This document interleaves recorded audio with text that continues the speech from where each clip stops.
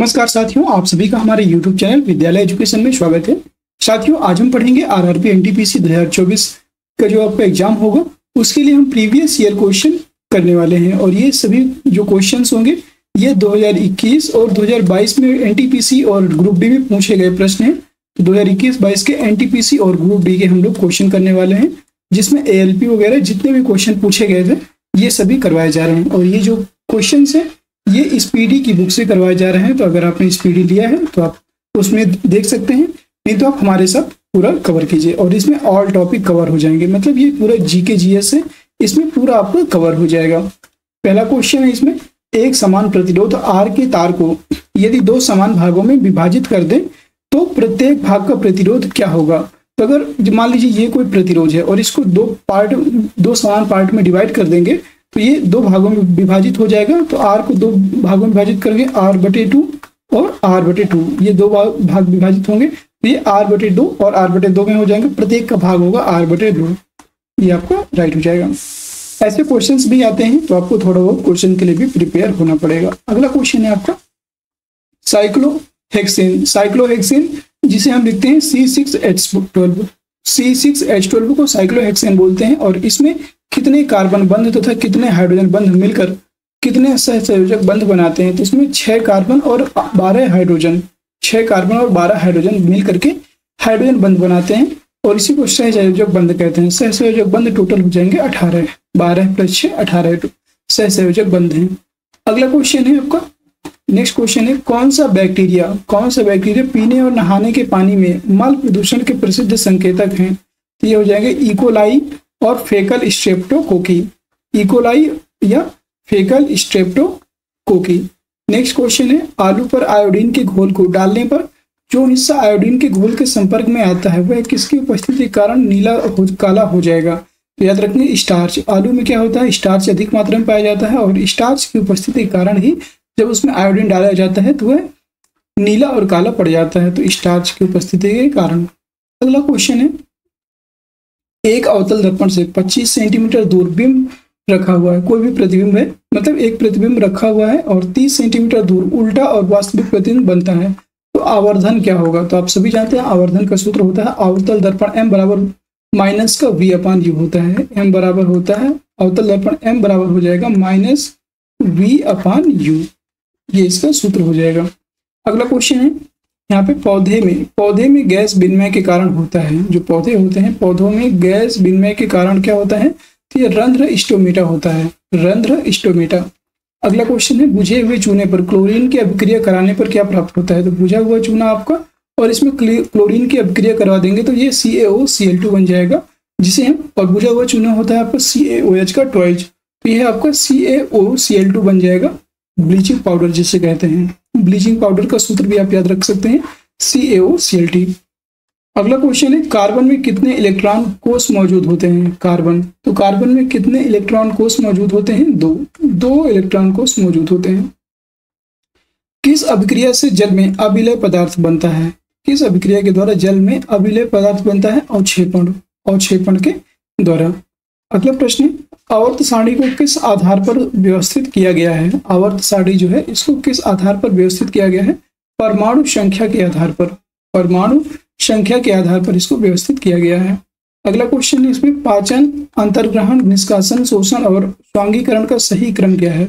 इसका सही क्रम की बात करेंगे तो यह अंतर्ग्रहण, पाचन, शोषण और स्वांगीकरण और निष्कासन, इसका सही क्रम होता है। सबसे पहले हम करेंगे अंतर्ग्रहण। कोई भी भोजन करेंगे तो सबसे पहले उसको अंतर्ग्रहण करेंगे, मतलब अंदर मुंह में डालेंगे, इसके बाद फिर उसका पाचन होगा, फिर उसका शोषण होगा, फिर स्वांगीकरण होता है और लास्ट में निष्कासन सबसे लास्ट में होता है। तो इस तरह इसका सही क्रम हो जाएगा। अगला क्वेश्चन है, पंचायती राज होना चाहिए। पंचायती राज संस्था को संवैधानिक मान्यता किस संविधान संशोधन में दी गई थी। तो पंचायती राज संस्था की बात करेंगे तो यह 73वें संविधान संशोधन जो आपका हुआ था 1992-93 में होता है। और यह आपका 1992 में ही इसको पंचायती राज संस्था को संवैधानिक मान्यता दी गई। अगला क्वेश्चन है, SAIL, Steel Authority of India Limited की स्थापना कब हुई थी। तो सेल की स्थापना हुई थी 19 जनवरी 1954 को। 19 जनवरी 1954 को इसकी सेल की स्थापना होती है, याद रखेंगे। अगला क्वेश्चन है आपका, उपनिषद में उप का क्या अर्थ है? उपनिषद में उप शब्द का क्या अर्थ है? तो इसका अर्थ होता है उपनिषद में निकट या समीप। उपनिषद में उप का अर्थ होता है निकट या समीप। ठीक है, तो इसका राइट आंसर हो जाएगा निकट या समीप। अगला क्वेश्चन है, किस राज्य में ओपन एयर क्लासरूम प्रोग्राम पर शिक्षालय लॉन्च किया गया है? किस राज्य में या किस राज्य ने ओपन एयर क्लासरूम प्रोग्राम पर शिक्षालय लॉन्च किया है? तो यह है पश्चिम बंगाल। पश्चिम बंगाल ने इस पर शिक्षालय लॉन्च किया है। इसका राइट आंसर हो जाएगा पश्चिम बंगाल। अगला क्वेश्चन है, दुर्लभ रोग दिवस रेयर डिजीज डे, दुर्लभ रोग दिवस या रेयर डिजीज डे कब मनाया जाता है? तो यह 28 फरवरी को मनाया जाता है। इस सभी साथ याद रखेंगे 28 फरवरी को यह मनाया जाता है। अगला है, घोसी खुर्द सिंचाई परियोजना किस राज्य में संबंधित है? घोसी खुर्द सिंचाई परियोजना की बात करेंगे, किस राज्य में स्थित है? यह आपके महाराष्ट्र में स्थित है, घोसी खुर्द सिंचाई परियोजना। अगला प्रश्न, संघीय मतदान प्रणाली किसके अंतर्गत आती है? संघीय मतदान प्रणाली की बात करेंगे तो यह संवैधानिक अधिकार के अंतर्गत आती है। संघीय मतदान प्रणाली संवैधानिक अधिकार के अंतर्गत आती है। अगला प्रश्न, आम्र वर्षा कब होती है? यह आम्र वर्षा जो है यह ग्रीष्म ऋतु में होती है। आम्र वर्षा ग्रीष्म ऋतु में आम्र वर्षा होती है, याद रखेंगे सभी साथी। अगला प्रश्न है, बाबा सोहन सिंह भाकना किस पार्टी के प्रथम अध्यक्ष थे? बाबा सोहन सिंह भाकना की बात करेंगे, यह किस पार्टी से थे? गदर पार्टी। और इसकी स्थापना कहाँ होती है? सैन फ्रांसिस्को न्यूयॉर्क में होती, सैन फ्रांसिस्को में होती है, याद रखेंगे सैन फ्रांसिस्को में इसकी स्थापना होती है। और इसके संस्थापक कौन थे? लाला हरदयाल ने इसकी स्थापना की थी। हरदयाल। अगला क्वेश्चन है, भारतीय संविधान कब लागू हुआ? तो भारतीय संविधान कब लागू होता है? 26 जनवरी 1950 को। 26 जनवरी 1950 को भारतीय संविधान लागू होता है। अगला प्रश्न है, रासायनिक अभिक्रिया को संतुलित क्यों किया जाता है? तो रासायनिक जो अभिक्रिया होती है, केमिकल रिएक्शन, इसको संतुलित क्यों किया जाता है? द्रव्यमान संरक्षण के लिए। उनके द्रव्यमान संरक्षण सही रहे इसके लिए इसको उपयोग मतलब संतुलित किया जाता है पूर्ण रूप से। तो इसका राइट आंसर हो जाएगा द्रव्यमान संरक्षण के लिए। अगला प्रश्न है, विद्युत ऊर्जा की व्यावसायिक इकाई क्या है? विद्युत ऊर्जा, जब विद्युत ऊर्जा की बात करेंगे तो इसकी व्यावसायिक इकाई होती है किलोवाट पर आवर या किलोवाट घंटा। अगला प्रश्न है, कौन सा जानवर का लिंग आनुवांशिक रूप से निर्धारित नहीं होता है? कौन सा ऐसा जानवर जिसका लिंग आनुवांशिक रूप से निर्धारित नहीं होता? तो यह है घोंघा का आनुवांशिक रूप से लिंग निर्धारित नहीं होता। अगला प्रश्न, फ्लेमिंग के दाएं हाथ का नियम, फ्लेमिंग का जो दाएं हाथ का नियम है, फ्लेमिंग के दाएं हाथ का नियम का उपयोग किसकी दिशा ज्ञात करने में किया जाता है? तो फ्लेमिंग का जो दाएं हाथ का नियम है, इसमें किसी चालक में प्रेरित धारा की दिशा को जानने के लिए किया जाता है। इसका उपयोग किसी चालक में प्रेरित धारा, इसका राइट आंसर है किसी चालक में प्रेरित धारा की दिशा को ज्ञात करने के लिए इसका उपयोग किया जाता है। नेक्स्ट है आपका ब्लीचिंग पाउडर का उपयोग किस में किया जाता है? ब्लीचिंग पाउडर का उपयोग जो है कपड़ा उद्योग में विरंजक एजेंट के रूप में, उद्योग में ऑक्सीकारक के रूप में, या पानी को कीटाणु रहित बनाने के लिए बहुत ज्यादा उपयोग किया जाता है ब्लीचिंग पाउडर बहुत जगहों पर। अगला प्रश्न, कौन सा गर्भ निरोधक गर्भाशय के भीतर शुक्राणुओं के फैगोसाइटोसिस किल बढ़ाता है? बताइएगा। फैगोसाइटोसिस जो होते हैं इनको बढ़ाता है। इस डिवाइस का नाम है आईयूडी यानी कि इंट्रायूट्रीन डिवाइस इसे कहते हैं। नेक्स्ट है आपका, नेफ्रॉन में कौन से पदार्थ पुनः अवशोषित होते हैं? तो नेफ्रॉन में पुनः कौन से पदार्थ अवशोषित होते हैं? ग्लूकोज है, अमीनो एसिड है, सोडियम क्लोराइड और आवश्यक जो लवण होते हैं ये सभी इसमें अवशोषित होते हैं, याद रखेंगे। अगला प्रश्न, कौन सी कोशिका अपना आकार बदल सकती है? WBC है, व्हाइट ब्लड कॉर्पसेल्स, इसका नाम है श्वेत रक्त कणिकाएं जो होती हैं ये अपना आकार बदल सकती हैं, श्वेत रक्त कणिकाएं। ठीक है। नेक्स्ट क्वेश्चन है आपका, तापीय प्रतिरोध किस पर निर्भर करता है? तापीय जो प्रतिरोध है यह किस पर निर्भर करता है? तापीय प्रतिरोध की बात करेंगे, यह चालक पदार्थ की प्रकृति और चालक के ताप पर निर्भर करता है, याद रखेंगे। अगला प्रश्न है, गार्ड सेल में कौन सी प्रक्रिया होती है? गार्ड सेल की बात करें, इसमें कौन सी प्रक्रिया होती है? यह रंध्र को खोलकर बंद करके वाष्पोत्सर्जन की दर को नियंत्रित करते हैं। अगला प्रश्न है, अगर किरण दर्पण के अभिलंब पर अगर किरण दर्पण के अभिलंब पर आपतित होती है तो परावर्तन कोण क्या होगा? 0 डिग्री। तब परावर्तन कोण हो जाएगा आपका 0 डिग्री, याद रखेंगे। अगला प्रश्न है, समुद्र पानी का रंग किस प्रकार से घटना के कारण दिखाई देता है? तो समुद्र के जो पानी का रंग है, समुद्र में पानी का रंग, समुद्र के पानी का रंग नीला यहाँ पे होना चाहिए, यहाँ पे एक मिस हो गया है, नीला रंग किस प्रकार से घटना के कारण होता है? यहाँ पे नीला रंग होना चाहिए। तो नीला रंग किस प्रकार से घटना के कारण होता है? प्रकीर्णन के कारण, याद रखेंगे।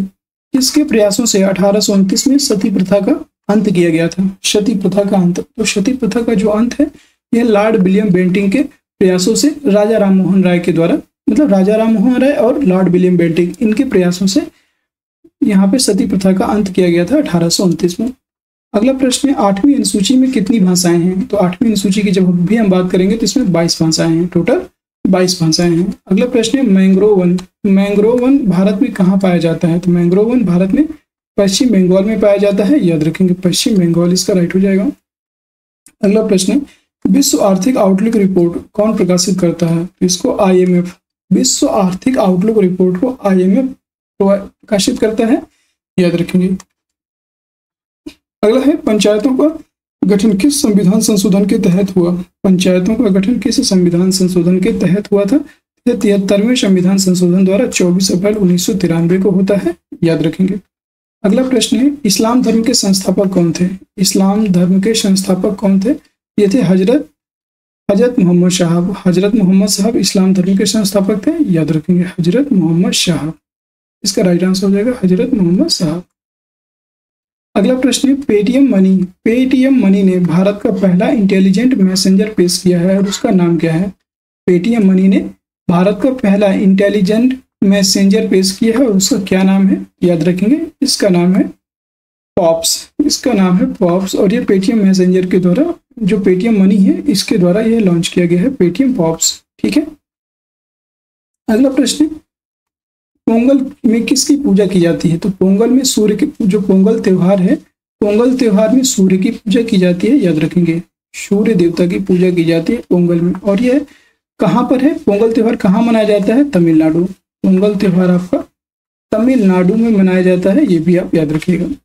अगला प्रश्न है, अनुच्छेद 51A में क्या है? तो अनुच्छेद 51A की बात करेंगे तो इसमें मौलिक कर्तव्य हैं, याद रखेंगे। और वर्तमान में कितने मौलिक कर्तव्य हैं? तो वर्तमान में टोटल 11 मौलिक कर्तव्य हैं, ये भी आप याद रखेंगे, टोटल 11 मौलिक कर्तव्य हैं, ठीक है। अगला प्रश्न है, कैल्शियम, मैग्नीशियम, एल्यूमिनियम और सीसा में सबसे अधिक क्रियाशील धातु कौन सी है?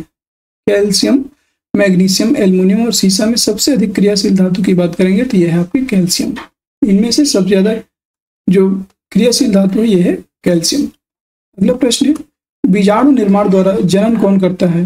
बीजाणु निर्माण द्वारा जनन कौन करता है? तो ये में मांस और फर्ण, जो मांस और फर्ण होते हैं ये बीजाणु निर्माण के द्वारा जनन कार्य करते हैं, ठीक है।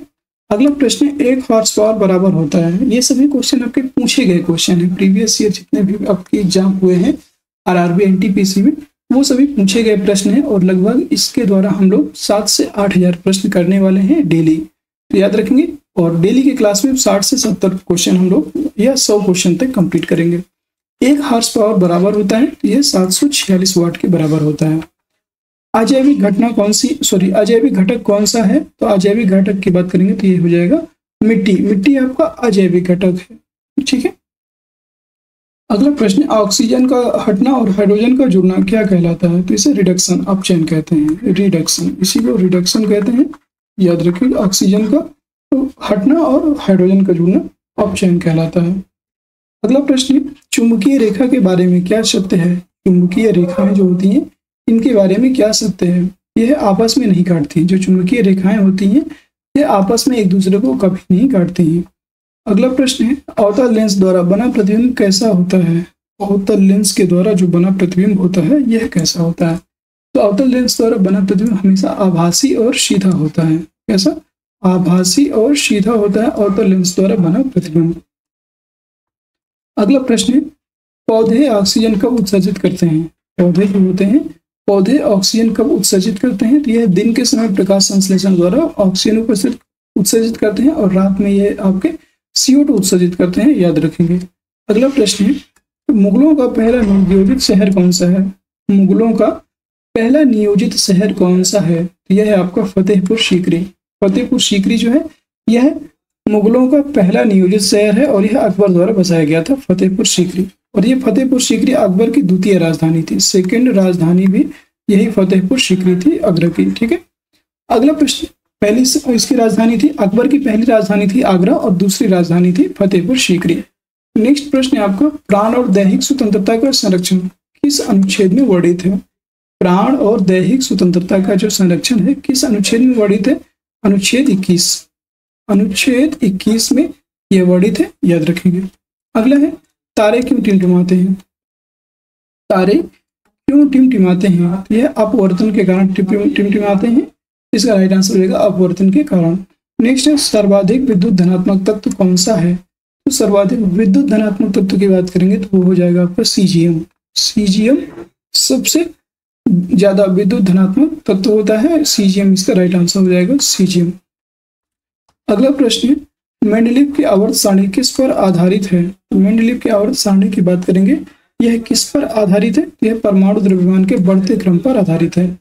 अगला प्रश्न है, अपशिष्ट प्रबंधन में R5 क्या है? अपशिष्ट प्रबंधन की बात करेंगे, इसमें R5 क्या है? तो R5 की बात करेंगे रिफ्यूज रिड्यूस, यहाँ पर ध्यान दीजिएगा, रिफ्यूज हो जाएगा पहले आर का मतलब, दूसरे आर का मतलब हो जाएगा रिड्यूस, उत्पन्न करना, रीयूज दोबारा पुनः उसे यूज करना, रिप्रपोज करना, ठीक है, और रिसाइकल, उसे तुरंत चक्रित करना, दोबारा से पुनः चक्रण करना, तो रिसाइकिल कर लेना, ये आपके R5 का मतलब है। अगला प्रश्न है, एशियाई शेर सर्वाधिक कहाँ पाए जाते हैं? तो एशियाई शेर सर्वाधिक गिर वन गुजरात में पाए जाते हैं, गिर राष्ट्रीय उद्यान में पाए जाते हैं। अगला है, आय में परिवर्तन के कारण बचत में परिवर्तन के अनुपात को क्या कहते हैं? इसे कहते हैं सीमांत बचत प्रवृत्ति, इसी को कहा जाता है सीमांत बचत प्रवृत्ति। अगला प्रश्न है, साल, सागौन, शीशम किस वन के उदाहरण है? साल, सागौन और शीशम की बात करेंगे, किस वन के उदाहरण है? यह उष्ण कटिबंधीय आर्द्र पर्णपाती वन के उदाहरण होते हैं।